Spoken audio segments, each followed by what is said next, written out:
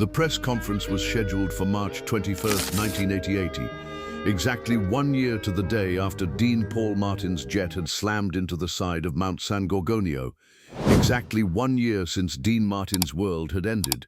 The record label had insisted, new album coming out, contractual obligations, just 30 minutes, they said, a few questions about the music, some nostalgia about the old days, nothing too demanding. Dean's manager, Herman, had tried to get him out of it, but the contract was clear. Promotional appearances were mandatory. Dean hadn't done a press conference in over a year, hadn't done much of anything, really. The shows he'd performed had been mechanical, lifeless. The interviews he'd granted had been brief and carefully controlled. But a full press conference with an open question period? That was different. That was dangerous. The room at the Beverly Hilton was set up standard. Microphones, cameras, rows of chairs filled with entertainment reporters from every major publication. Most of them had covered Dean for decades. They'd seen him at his peak, watched him navigate fame with that signature detached cool. They thought they knew him. They didn't know the man who walked into that room at 2 o'clock on March 21st, 1988. Dean looked older. That was the first thing people noticed. He'd always been one of those men who aged gracefully, barely changing from his 40s to his 60s. But grief had carved a decade into his face in 12 months. The lines were deeper, the eyes were dimmer. The relaxed posture that had defined him was gone, replaced by something rigid and tense. He sat at the table, flanked by his publicist and his manager. The publicist started with the safe material, new album, classic standards reimagined, recording process. Dean answered in monosyllables, clearly going through motions he'd performed 1,000 times before. Then they opened it up for questions. The first 15 minutes were exactly what you'd expect.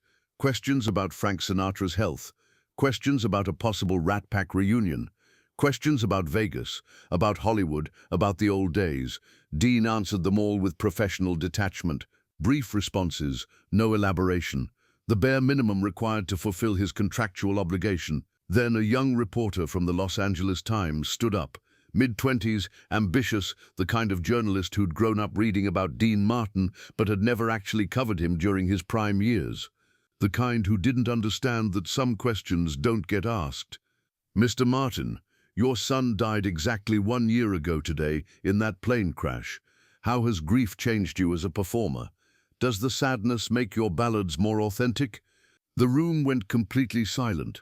Veteran reporters who'd been casually taking notes suddenly looked up, horrified. Dean's publicist started to interject, to shut down the question, but Dean held up one hand, a simple gesture. "Wait." Dean was looking at the reporter.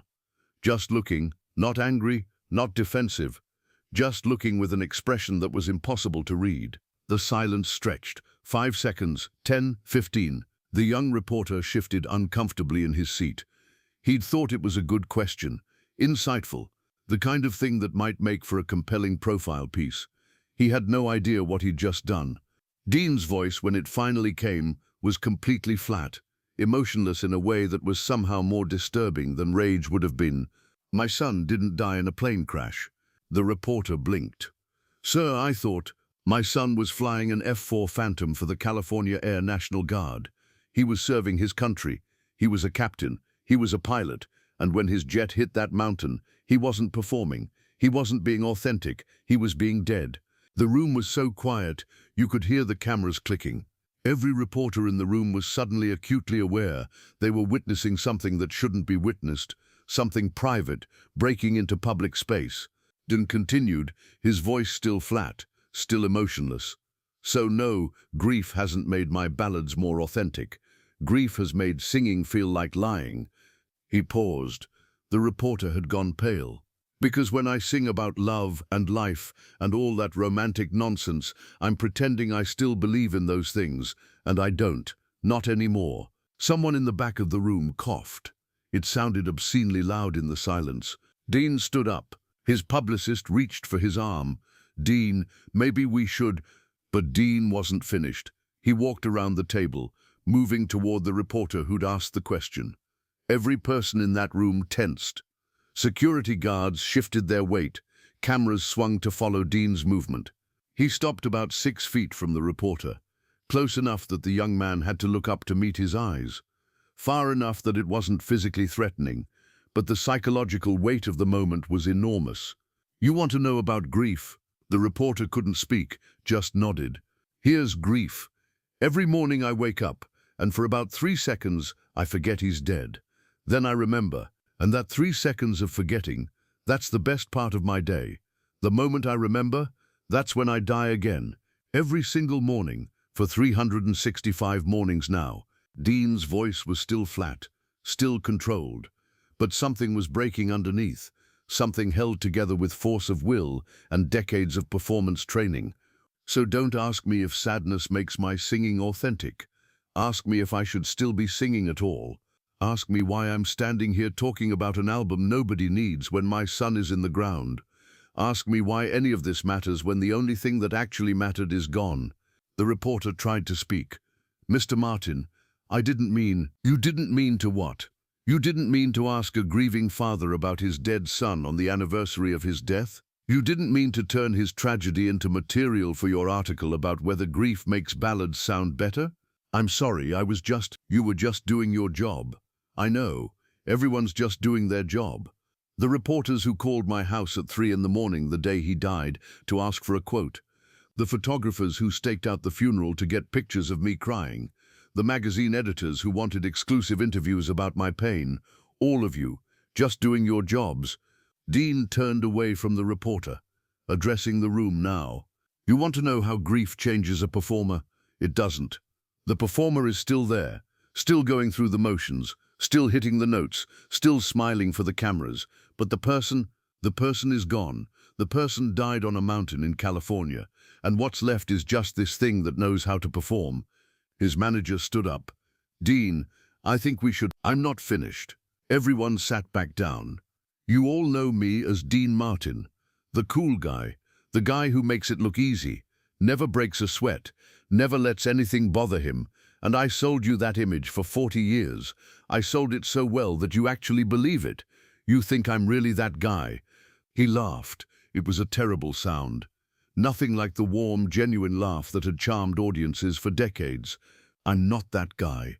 I never was. That guy was a performance, and the performance is over. My son's death ended it. Because I can't pretend anymore. Can't pretend that singing matters. Can't pretend that entertaining you matters. Can't pretend that any of this shallow, empty, meaningless circus we call show business matters at all." The publicist was frantically gesturing to security. This had to stop. This was career suicide. This was a man having a breakdown in front of 30 reporters and a dozen cameras. But Dean just kept talking. "You want me to make a new album? Fine, I'll make the album. You want me to do interviews? Okay, I'm doing an interview. You want me to smile and tell stories about Frank and Sammy and the good old days when everything was martinis and laughter? I can do that too. I'm a professional. I know how to perform." He walked back to the table, sat down, looked directly at the cameras. "But don't ask me if it's authentic. Don't ask me if my pain makes the music better, because the music isn't better. The music is worse. Everything is worse. And I'm standing here lying to you about caring about this album, because that's what the contract says I have to do. But I don't care about the album, about the sales, about the reviews. I don't care about anything except that my son is dead, and I'm still alive, and every single day I wake up wondering why it wasn't the other way around." His voice finally broke on the last sentence, just slightly, a crack in the armor that had held for exactly 1 year. The room was paralyzed. No one knew what to do. No one knew what to say. This wasn't entertainment news anymore. This was something else entirely. This was witnessing someone's soul breaking in real time. Dean stood up again. "This press conference is over. The album comes out next month. Buy it or don't. I don't care." He walked out, didn't look back, didn't acknowledge the stunned silence he left behind. His publicist chased after him. "Dean, wait. We need to do damage control. We don't need to do anything. I'm done. You can't just walk out of a press conference." "I just did. The label is going to be furious. Let them be furious." Dean got into his car and drove home. Didn't turn on the radio, didn't call anyone, just drove through the Los Angeles afternoon in complete silence. When he got home, he poured himself a drink, sat in his living room, and for the first time in a year, he cried, really cried. Not the controlled tears at the funeral, not the quiet weeping in private moments, but deep, wrenching sobs that came from a place of pain so profound that it had taken 12 months and a stupid question from a young reporter to finally break through. By evening, the footage was everywhere. Every news station was showing clips. Dean Martin's breakdown, Dean Martin's shocking press conference, Dean Martin's career suicide. Entertainment Tonight led with it. Dean Martin had a meltdown today at a press conference, making shocking statements about his career and his son's death 1 year ago. The phone started ringing. Dean didn't answer. His daughter Diana finally came over, let herself in with her key, found her father sitting in the dark. "Dad, I'm okay." "You're not okay. Nobody who saw that press conference thinks you're okay. I don't care what they think." Diana sat down next to him. What happened? Dean told her about the question, about the reporter, about standing there listening to someone ask if his son's death made his singing more authentic. "I couldn't do it anymore," he said. "Couldn't pretend it's okay. Couldn't smile and give some practiced answer about how Dino would want me to keep performing. Because I don't know what Dino would want. He's dead. He doesn't want anything.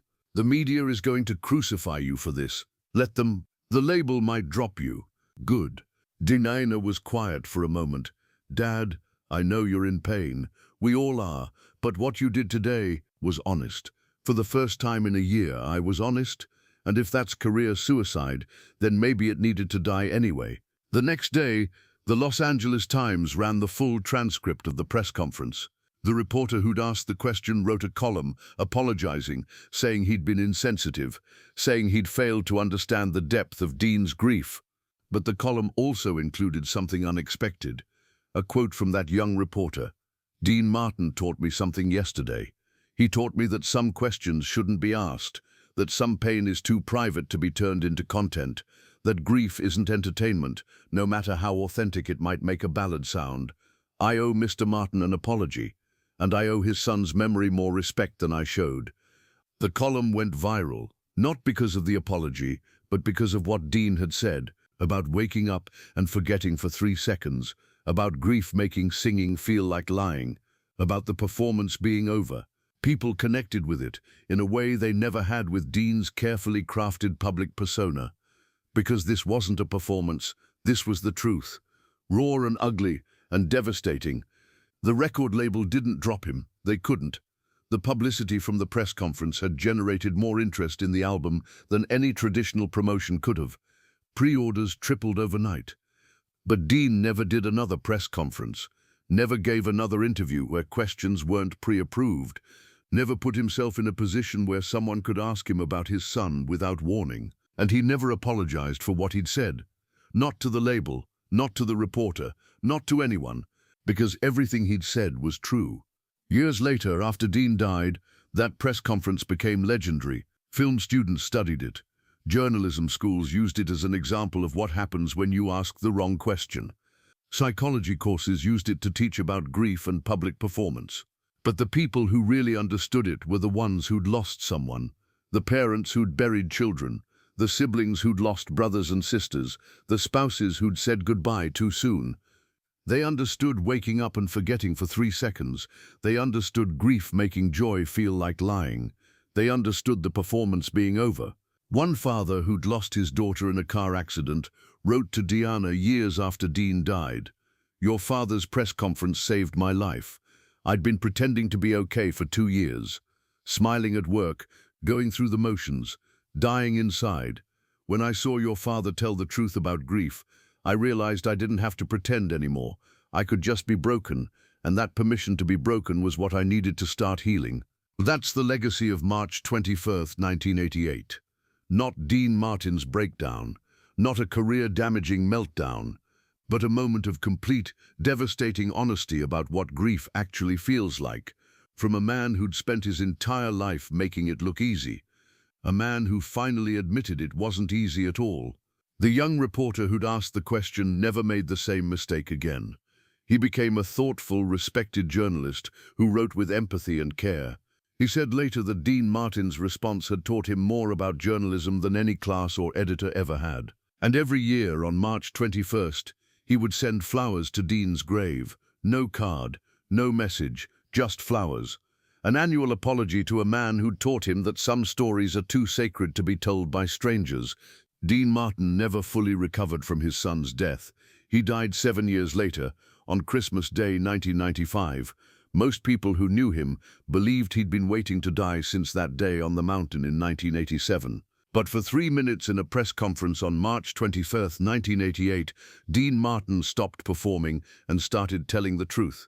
And in those 3 minutes, he said more about love and loss and the cost of continuing than he'd said in 40 years of carefully crafted interviews. Sometimes the performance has to end. Sometimes the mask has to come off. Sometimes the only authentic thing left to do is tell the truth, no matter how much it costs.